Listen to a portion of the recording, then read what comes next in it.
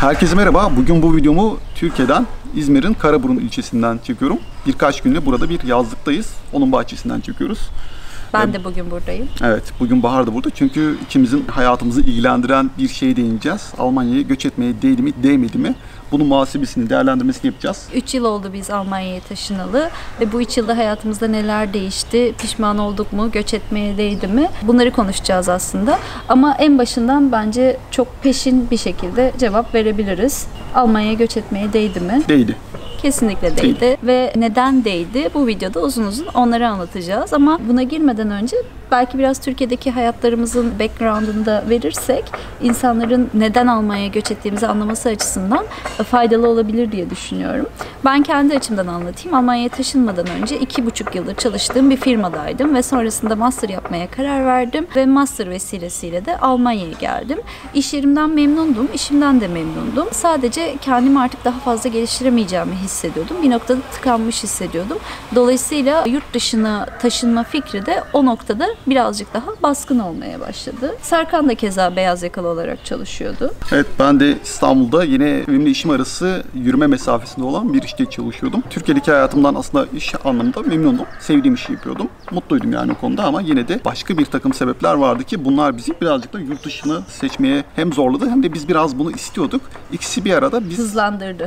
Evet. İkisi bir arada olduğu için hızlandı Evet, süreç. yani o 2016'da olan kötü olaylar ve bunun 2017'ye etkisi bizim o dönem psikolojimizi çok kötü etkilemişti ve biz de hali hazırda beraber seyahatlerimizde yurt dışında mı yaşasak ya fikrini daha böyle bir ön plana koyduk ve bir şekilde adım attık ve geldik. Doğru. Ve gelirken de açıkçası çok fedakarlıklarda bulunduk. Çünkü annemizin babamızın cebimize koyup bizi gönderdiği bir para yoktu. Evlendik.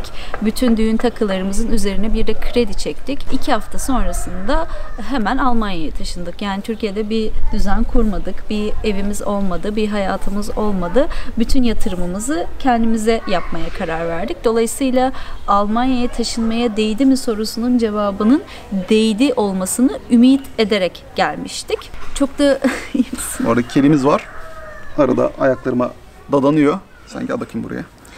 Almanya'ya çok da büyük umutlarla, büyük vaatlerle gelmemiştik açıkçası. Yani %20 beklentiyle geldiysek %100 beklentiyi bulduk diyebilirim. Çoğu şeyi de bilmiyormuşuz, farkında değilmişiz. O yüzden ben değdiğini düşünüyorum. Ben de değdiğini düşünüyorum. Bu arada geçtiğimiz günlerde 30.000 abone olduk. 30.000 abone için ve en başından beri izleyip destek olan herkes için teşekkür ediyorum. Gerçekten buraya gelmek benim için önemliydi. Ama ben de teşekkür edeceğim. Sen de çünkü çok emek veriyorsun. Emeklerin için ben izleyicilerin adına ve izleyicin olarak teşekkür ediyorum. Ben de Bahar'a teşekkür etmek istiyorum. Çünkü en başından beri destek oluyordu bana. Gerçekten aslında işin arka planında olan insanlardan biri de Bahar. Rica ederim. Kedimiz de sana teşekkür etsin. Sırayla birbirimize teşekkür ediyoruz. Başka var mı teşekkür etmek isteyen? Birbirimize karşılıklı teşekkür ettiğimiz bir video ile karşınızdayız. Haydi o zaman videoya başlayalım. Almanya'ya taşımadan önce bu noktaya başladığımız yer tam olarak Türkiye'ydi. Biz de bunu değerlendirmesini Almanya'dan değil, Türkiye'den yapalım istedik. Aslında yurt dışında yaşayan insanlar olarak kendi yaşadığın ülkeye dışarıdan bakmak insana kesinlikle farklı bir bakış açısı kazandırıyor. O yüzden bu videoyu bu şekilde burada özel bir yerden çekmek bizi kesinlikle çok heyecanlandırıyor. Çünkü Almanya'dayken zaten sizlerle tespitleri olabildiğince paylaşıyordum. Ama buradan tekrardan bir kere daha bakınca aldığımız kararın ne kadar doğru olup olmadığını görmek ve buna göre değerlendirmesini, muhasebesini yapmak bence daha verimli oldu. Bize de zaten çok soruluyor. 3 yıl oldu, okul bitti, artık Türkiye'ye dönmeyecek misiniz diye. Dönmeyeceğiz. Biz bir süre dönmeyi düşünmüyoruz. Zaten uzun vadeli planlar yapan insanlar değiliz. En azından 3-5 yıl daha Almanya'dayız. Neler yapabileceğimizi ve kendimize daha fazla neler katabileceğimizi birazcık tartmak istiyoruz. Açıkçası yani Türkiye'deki şu anki hele ki ekonomik krizi düşündüğünde, enflasyonu, diğer olumsuzlukları düşündüğünde buradaki daha yeni edindiğimiz işlerimizi bırakıp Türkiye'ye dönmek birazcık hayal gibi geliyor bana zaten. Açıkçası diyenleri de ben çok samimi bulmuyorum. Çünkü biraz insan dürüst olmak zorunda bence. Hani dönmek istiyorsan zaten dönersin ama dönmek istemiyorsan hayır dönmüyorum. Burada iyiyim dersin. Biz ikinci seçenekli olanlardanız en azından. Yani en azından dediğimiz gibi bir süre buradayız. Biz zaten gezmeyi seven insanız. Belki Almanya olmaz, başka ülke olur. Ya da şartlar bizi tekrar ülkemize, ailemizin yanına dönmeyi gerektirir. Döneriz. Zaten ülkemizden nefret etmiyoruz çok şükür. Ülkemizi seviyoruz kesinlikle. Ülkeyle ilgili değil derdimiz. Hayat koşturmacısıyla alakalı aslında. Yani evet. Zaten bu videoda da anlatacaklarımızdan siz de bu çıkarımları edineceksinizdir. Değdi dedik Serkan. Senin aklına evet değdi, iyi ki Almanya'ya geldik dedirten ilk şey ne? Benim için ilk sırada kesinlikle ekonomi başta sebeplerden biri. Çünkü Türkiye'de yaşarken farkında olmuyorsunuz. Çünkü aldığınız maaş, o iş stresi size bir yerden sonra bunu unutturuyor aslında ama bu dünyadan çıkıp başka bir yere geçtikten sonra gerçekten ekonominin çok önemli bir şey olduğunu görüyorsunuz. Yani biz Almanya'ya taşındığımız daha ilk 2 haftada bile şeyi fark ettik. Alım gücü denen bir şey ne kadar önemliymiş. Yani biz zaten... Biz bu kelimeyi bence orada öğrendik hatta. Kesinlikle orada öğrendik. Hani videolarımızda da anlatıyoruz ama bence biz ne kadar anlatırsak anlatalım bir noktaya kadar anlaşılmıyor. Çünkü biz de bunları biliyorduk zaten. Buraya gelmeden önce duyuyorduk ya da yurt dışındaki gezilerimizde fark ediyorduk ama yaşarken buna sahip olmak gerçekten çok enteresan bir şey. Yani ülkede enflasyon az, gıda ucuz ya da az para var ama ona rağmen geçinebiliyorsun. Bu bence çok iyi bir şey. Biz zaten bu zamana kadar aylık 2000 euro ile geçindik. Münih'te yaşadık. Münih zaten Almanya'nın en pahalı şehri. Kiralar pahalı, dışarıda yeme içme pahalı. Buna rağmen 2000 euro gibi bir parayla geçinebiliyorduk. Yani ben Türkiye'de kendim o dönem 3500 lira kazanıyordum 2017'de değil mi? En son çıkarken. Sen de keza benzer paraları kazanıyordun ve biz Levent'te yaşarken bu paralar bize ucu ucuna yetiyordu. 6500 lira, 7000 liraya yakın para bize ucu ucuna yetiyordu. Evet, hatta öyle ki mesela bir bayram tatilini yurt dışına geçirmek isterken örneğin tüm yıl gerçekten sıkıca hazırlanıp onun Evet. ekonomik altyapısını hazırlaman gerekiyordu. Tabii bir kumarımız vardı. Oraya 5 ay 6 ay para biriktiriyorduk. Tabii o zamanlar euro 3 liraydı. Para biriktirip gidebiliyorduk. Bugün onda çok kolay olacağını düşünmüyorum hatta Evet, yani zaten Almanya'da yaşamasaydık herhalde hayatımızdan giden ilk şeylerden biri de özgürce seyahat etmek olurdu. Dolayısıyla benim için Almanya'ya değdi sorusuna cevap verdiren ilk şeylerden biri de bu açıkçası. Biz özgürce seyahat edebilmeyi çok seviyoruz. Almanya zaten konumu itibariyle bunu daha da kolaylaştırıyor. Schengen vizesi bölgesindesiniz. Vizeye de ihtiyaç duymuyorsunuz. Avrupa'yı Türkiye'de herhangi bir şehre gider gibi geziyorsunuz. Bütün bunlar kesinlikle hayat kalitemizi çok arttırdı. Biz bu arada Almanya'ya taşınmaya değdi mi sorusunu ekonomiyle açtık ama açıkçası benim açımdan, keza Serkan'ın açısından da öyle olduğunu biliyorum. En başta gelen şeylerden biri yaşadığımız yerin sakinliği, huzuru, stressizliği ve yeşilliği. Ben İstanbul'da doğdum büyüdüm dediğim gibi ve her gün işime gidip gelirken 3 saat Boğaz trafiği çekiyordum toplamda. Bütün bunlar benim hayatımı ne kadar strese sokuyormuş ben tamamen yurt dışına taşındıktan sonra anladım. Hatta şöyle çok komik bir şey olmuştu. Konuşalım köpeği. Şöyle çok komik bir şey olmuştu. Münih'e taşındık, okula gittim, metroya biniyorum. 10 dakikaya evde oluyorum. Dersime daha 2 saat var. Ne yapacağım? Bu arada boşluk var falan ya. O kadar komik gelmişti ki, o kadar enteresan gelmişti ki. Okuldan eve gidebilmek, evde bir şeyler yemek ya da almak, tekrar okula gidebilmek falan. Çünkü olması gereken standart bu aslında. Siz hayatınızdaki ulaşıma en fazla yarım saat ayırmalısınız gün içinde. Ama biz bunun farkında değildik. Hatta ben çok büyük konuşuyorum. Hep derdim ki İstanbul dışında yaşayamam. Burada doğdum, büyüdüm. Denizi bırakamam falan filan. Ama bırakılıyormuş yani. Çünkü başka şeylerin olduğunu konfor alanınızı terk ettiğinizde görüyorsunuz. Biz iyi ki de terk etmişiz diyoruz. Çünkü ben şu anda özellikle Münih'ten konuşuyoruz da biz tecrübe olarak o kadar doğanın, yeşilin içinde çevreye önem veren ve sakin, huzurlu, stressiz bir ortamda yaşamak benim açımdan Almanya'ya göç etmemize değdi noktasındaki en önemli şeylerden biri. İlave yapmak istiyorum çünkü Münih'te olan şeyler Hamburg'da da geçerli. Hatta ziyaret ettiğimiz çoğu Alman şehrinde de benzer şeyleri gördük. Tabii. O yüzden bu şehir bazlı değil, birazcık da ülke bazlı bir Ya Almanya problem. sanayisi, üretimi güçlü diye her yerde bacası tüten bir ülke değil. Her yeri yemyeşil, doğayı koruyan, insanların da doğada aktivite yapmayı çok sevdiği bir ülke açıkçası. Trafikte de çok problem görmüyoruz. Çevre kirliliği, gürültü gibi şeyleri en azından görmüyoruz trafikte bile. Yani ben şöyle, Münih için konuşuyorum tabii tekrardan. Münih'te 2,5 yıllık hayatımızda, aslında 2,5 yılı geçti, sürekli 3 ile 2,5 arasında gidiyorum. Bu süreçte bir kere bile birbirine bağıran iki insan duymadım.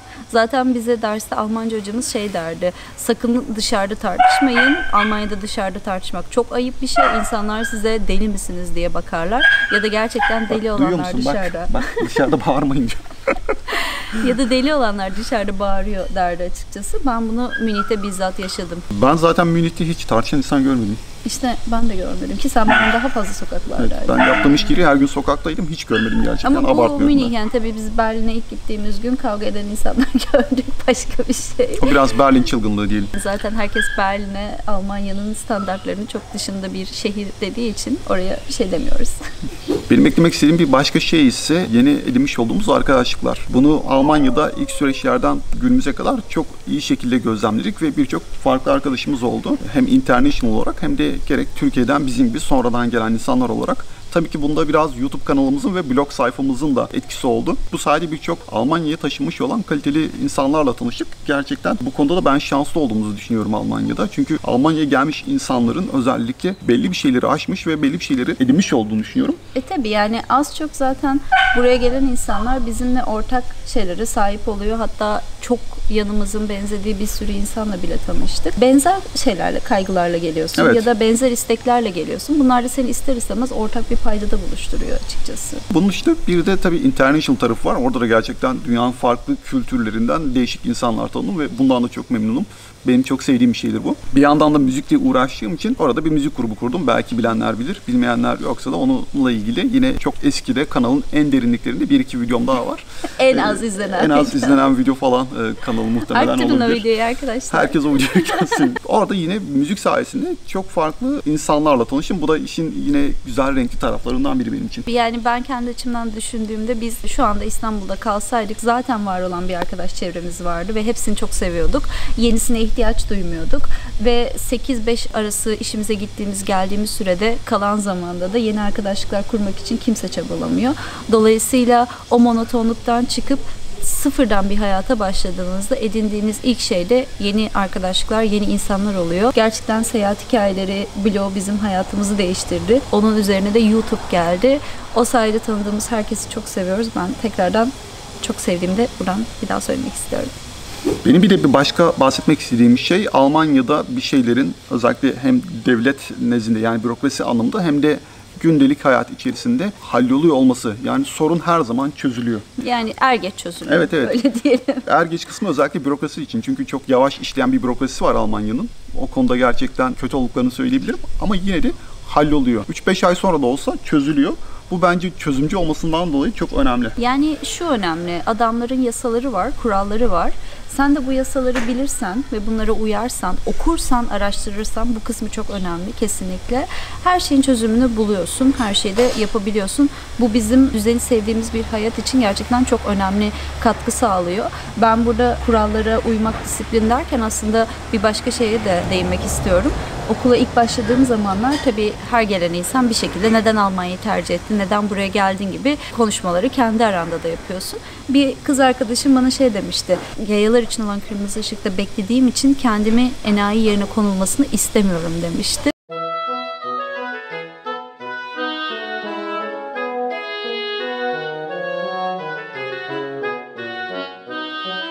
Bu gerçekten çok böyle değişik bir tespit gibi gelmişti bana o dönem. Bu da sizin aslında buraya taşınırken hayatınıza girecek olan, hayatınızı değiştirecek kuralları yansıtan bir örnek bence. Siz bu kurallara uyuyorsanız, bu düzeni biliyorsanız, bu disiplini biliyorsanız Serkan'ın da dediği gibi geç olsun, güç olsun bir şekilde oluyor bir şeyler. Benim de çok değer verdiğim önemli şeylerden biri de Almanya'da insanların birbirine karşı son derece saygılı olması. Sokaktayken ya da herhangi biriyle bir iş yaparken, bir temasta bulunurken kesinlikle saygısızlıkla karşılaşmıyorsunuz. Bu güzel bir şey. Yani minimum seviyede, asgari seviyede bir saygı söz konusu. Bu da beni gerçekten insanlarla iletişim kurarken daha az stresli hale getiriyor mesela. Kesinlikle. Yani ben özellikle onu şu an Türkiye'de yaşadığım son güncel örnek üzerinden vereceğim. Şimdi bize herkes şey soruyor. Neden Almanya'da dışarıda maske takmıyorsunuz? Çünkü serbest, dışarıda maskesiz dolaşabiliyorsun. Az bir nüfus var ve o sosyal mesafeyi koruyabiliyorsun. Biz daha 2 gün önce İzmir'de bir kahvecide sıra bekliyorduk. Ve o kadar küçük bir dükkan ki ben kapıda beklemeyi tercih ettim. İçeridekiler boşalsın diye. İçeri girdim. Kahvemi alıp tam çıkmaya yakınken ve 65-70 yaşlarında bir teyze beni itti. Ben de dedim ki bu pandemi döneminde nasıl bana dokunma cesareti edinebiliyorsunuz dedim. Sen de biraz çabuk olsaydın yaptı hep bir böyle. suçlama. Hep var yani. Ben şok oldum. Neye uğradığımı şaşırdım zaten. 2 saniye mi çabukluğu değiştirecek dedim. Hadi oradan git dedi. Terbiyesiz kadın dedim. Çıktım. Yani ben hayatımdan biriyle tartışmayı, biriyle sürtüşmeyi tamamen çıkarmıştım aslında bu 3 yıl içinde. Hani Ve şey bu var ya. çok enteresan geldi bana ve bu hayatımızda buradayken bir şekilde vardı yani hani bir şekilde birileri sürtüşüyorsun, stres oluyorsun ve ben burada anladım neden sokakta insanlar maske takıyor. Çünkü o sosyal mesafeyi korumak, birbirine dokunmadan yaşamak imkansız. Almanya'da yani biz Hamburg'da aynı kaldırımda yürürken karşıdan geldiğimizi gören 5 metre ötede duruyor eğer alandarsa. Bizim geçmemizi bekliyor. Sonra kendisi geçiyor falan. Yani bütün bunlar insanın hayat kalitesini gerçekten çok değiştiriyor. Hele ki böyle kritik dönemlerde. Yani tabii ki dil efekti var. Ben o teyzeyle kavga ettiğim gibi belki Almanya'daki bir insanla kavga edemeyebilirim ya da ama bence gerek de olmaz diye düşünüyorum. Gerek olmadı bugüne kadar. Yeri gelse de laf sokabiliriz gerçi. Artık Almancamız o şeyde de değil ama yani değişik, gerçekten değişik. Bu insanların birbirine saygı duyması meselesi bence çok önemli. Hatta ben buradan alıp bambaşka bir şey de söylemek istiyorum. Ben kadın olarak Almanya'da yaşamaktan çok mutluyum. Özellikle Münih zaten güvenliğiyle bilinen bir şehirdi. Keza Hamburg'da öyle. Biz Hamburg'da hiçbir sıkıntı yaşamadık. Çok kısa bir geçmişimiz var. Bunu söylemek için erken tabii ama yani ben gecenin 12'sinde birinde kulağımda kulaklıkla bisikletime atlayıp karanlıkta gidebiliyor olmayı kesinlikle çok seviyorum ve bunu yapabilmek benim için büyük bir lüks. Zerre endişe duymuyorum. Zerre arkamı kontrol etmeme gerek olmuyor ve istediğim kıyafette giyerek istediğim şeyi yapabiliyorum. Bunlar benim için büyük bir lüks. Bunu belki bir erkek anlamaz ama bir kadının hayatını çok değiştiriyor. Ben hala Türkiye'ye gelirken kıyafetlerim arasında seçim yapıyorum. Bu Türkiye'de giyilir mi, giyilmez mi? Yani bütün bunlar gerçekten çok üzücü şeyler ve ben bunları biraz utanarak anlatıyorum ama Almanya'da maalesef böyle değil. Eminim tabii bu videodan sonra birçok kişi ne çok övdünüz Almanya'yı, bir bitmedi falan diyecektir ama yani öte yandan baktığımızda Almanya'yı gömdüğümüz videolar da var aslında. Bunları da kanalda bulabilirsiniz. Tabii hatta eleştirdiğimiz için eleştiri alıp beğenmiyorsanız gidin yorumlarını aldığımız beğenmiyorsanız Türkiye'ye dönün. Ne işiniz var Almanya'da, yer değişelim diyenler var. Biz Almanya'da yaşamaktan memnunuz ama bu Almanya tamamen güllük gülistanlık bir yer olduğu anlamına da gelmiyor. Biz şu an tamamen sevdiğimiz şeyleri, göç etmeye değdiğini düşündüğümüz şeyleri anlatıyoruz. Kendi perspektifimizden anlatıyoruz. Elbette Almanya'nın da çözülmeyen sorunları var. Bizi rahatsız eden şeyleri de var. Aslında rahatsız etmek belki büyük bir kelime bile olabilir. Alışamadığımız şeyler var diyelim. Yani hiçbir yer mükemmel değil. Bir kere bunu değil. belirtelim. Eminim siz de gelirseniz eğer gelmek bir niyetiniz varsa bunu bir zaman sonra deneyimleyeceksiniz. Ama tabii ki ağırlık bizim için Almanya'da basıyor. Orası ayrı bir konu. Ben şimdi bir başka şeye değinmek istiyorum. Gündem mevzusu hem siyasi olabilir hem de gün içerisinde yaşanan bir takım olaylar olabilir. Yani kamuoyuna erişen olaylardan bahsediyorum, haberlerden bahsediyorum daha ziyade. Bu noktada Türkiye'de gündem çok hızlı değişiyor ve günde birçok olay oluyor. Tabii ki Almanya'da da oluyor, olmuyor değil ama baktığımızda Türkiye'de birazcık daha bu hızlı değişim o olayı unutup ertesi gün yeni bir olaya hazırlamamızı Tabii, hatta biz sağlıyor. bazen böyle aylık özetler, yıllık özetler tarzında bir şeyler olur ya, aha bunu da mı yaşadık falan filan oluyoruz. Yeni yıllarda böyle 2019, Evet. 2020 highlight'ı gibi. Yani Almanya'da biz bir haber görüyoruz, açıyoruz, 3 gün sonra aynı haber hala tartışılıyor falan. Bir hafta geçmiş hala tartışılıyor. Bu bize değişik geliyor. Hani ülkede tartışacak şey mi yok diye düşünüyoruz bazen. Bazen de gerçekten biz mi Türkiye'de çok hızlı yaşıyoruz? Bunu sorguluyoruz açıkçası. Ben mesela bu konuda direkt bir örnek vermek istiyorum. Örneğin Türkiye'deki bir haber kanalını ya da gazeteyi açtığımda direkt işte Konya yolundaki yaşanmış bir kaza haberini falan görürsünüz ve benzeri olaylar arka arkaya genelde döner. Almanya'da da yine tabii ki kaza haberleri duyurulur. O ayrı bir şey ama genelde burada böyle çekirdek muamelesi yapılan büyük problemler orada büyük problemler olarak yer alır. Örneğin iklim değişikliği ya da çevre kirliliği, bu gibi şeyler her daim tartışılıyor. bir haber kanalının ya da bir gazetenin direkt manşetinde yer alır. birinci sırasında yer alır ve o 2-3 hafta ya da aylarca orada yer alır muhtemelen. Evet, ya da bir şey tartışılıyorsa bir şekilde günün sonunda o tartışmadan bir sonuç çıkar yani. Ondan bir aksiyon alınır. Olumlu ya da olumsuz. Yani o konu böyle tartışılıp havada kalmıyor açıkçası. Haberler konusunda ben çok kısa bir şey daha anlatmak istiyorum. İlk başlarda biz tabii Türkiye gündeminden uzaklaşıp hiç takip etmeyip Almanya'da da gündem takip etmeyince hayatımızdan böyle kocaman bir siyaset, işte stres, her şey uzaklaştı ve aslında o ilk 1,5 yıldaki rahatlamanın bir sebebi de oydu. Yani biz biraz bayağı kafa dinlemiş olduk. Çünkü anlamıyoruz zaten Almanya'daki haberleri, takip de etmiyoruz. Ama sonra dili öğrenmeye başlayınca ve dille beraber gündemi de takip etmeye başlayınca burayı da tanıyorsunuz, buranın tarzını görüyorsunuz, haberleri öğreniyorsunuz falan filan. Ama yine de buna rağmen bu bizim hala bakış açımızı vesaireyi büyük oranda etkilemedi açıkçası. Ben bir şey daha eklemek istiyorum. Mesela dil konusu. Az önce de aslında video başlarında kısaca belirtmiştim ama ben çok iyi bir İngilizceye sahip değildim Almanya'ya gelirken. Almanya'da ilk başta insanlarla özellikle bir yıl Almanya'da İngilizce kullandığım için İngilizcem konuşma seviyesine inanılmaz açıldı. Özel bir çaba da sarf etmedim. Sadece insanlarla iletişimde kalarak bu sürdü. Yani ders falan almadım, kursa da gitmedim. Bunun dışında Almanca öğrenmeye başladım sıfırdan. Türkiye'de tek kelime Almancam yoktu. Bugün B2 seviyesinde Almancam var. Benim de yoktu. Ve ikimiz de bu şekilde dillerimizi geliştirdik. Eminim senin de İngilizcen daha da açılmıştır diye düşünüyorum. Yani ilk geldiğim, yani benim zaten İngilizcem sözde C1'di ama yani buraya gelince C1'in altını dolduracak edinimler kazandım açıkçası. İş yerinde kullanmak, okulda kullanmak, insanlarla sosyal hayatta kullanmak iyice kelime haznemi de geliştirdi. Ben de İngilizcemin de çok geliştiğini düşünüyorum açıkçası. Yani aslında bu da bizim buraya göç etmemize değdiğini düşündüğümüz bir şey. Çünkü biz bu edinimi Türkiye'de 3 yıl kalarak sağlayamazdık. Hazır yeni işe başlayan bir insan olarak başka bir kazanımımdan bahsedeceğim. Bunu ilk Almanya'ya taşındığım zaman öğrenmiştim. Bayağı heyecanlanmıştım bu konuda. Nedir bu? İzin meselesi. Türkiye'de de çalıştığımı söylemiştim. Türkiye'de bildiğiniz gibi resmi izin süresi 14 iş günü. Ve ben gezmeyi seven bir insan olduğum için Türkiye'de de Avrupa'ya gidiyorduk, başka ülkelere gidiyorduk. Bu 14 gün bana hiçbir zaman yetmiyordu ve her zaman eksiye düşüyordum izin hakkı olarak. Ama burada Almanya'da şöyle bir şey var. Yıllık izin bu resmi tatiller dışında 30 iş günü. Yani 6 hafta baktığınızda ve diğer izinleri de katarak falan bu yılda 2 ay tatile denk geliyor. Yani bu beyaz yakalı bir insan için bence veli nimet. Beni bu çok heyecanlandırıyor açıkçası. Zaten Türkiye'ye geldik, şu anda ben 17 iş günümü aldım bile. Burada bir ay dolu dolu kalacağız ve ailemizle geçireceğiz açıkçası. Çünkü uzun zamandır bunu bekliyorduk. Bu lükse sahip olmak çok güzel bir şey. Ben şu an için freelancer olduğum için bana her gün izin günü. Yani.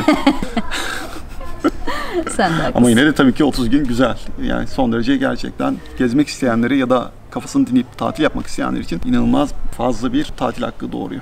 Tabii 14 gün olsa muhtemelen sürekli bir seçim yapmak zorunda kalacaktık. Ne yapalım? Ailemizi mi ziyaret edelim?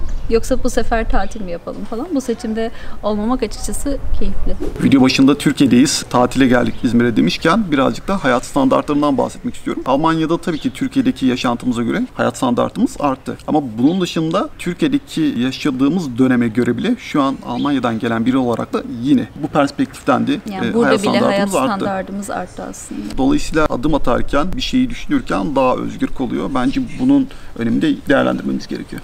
Tabii yani biz mesela buraya gelip ailemizle tatil yaparken ya da işte kalış süremizi uzatırken, şehir içinde gezerken Türkiye'deki çalıştığımız beyaz yakalı maaşlarımızla aynı seviyeyi belki yarısını yapabilirdik. Ya da şöyle örnek vermek gerekir. Biz buradaki yaptığımız bu tatile, gezilerimize vesaire belki Türkiye'de çalışsak bir maaşımızı harcardık. Ama Almanya'da maaşımızın 1/3'ini harcayarak bunları Türkiye'de yapabiliyoruz. Bu bence çok enteresan bir şey. Belki bunları kimse çok sesli dile getirmez herkes bilmesine rağmen. Yani bu maalesef bizim bilerek yaptığımız bir şey de değil açıkçası.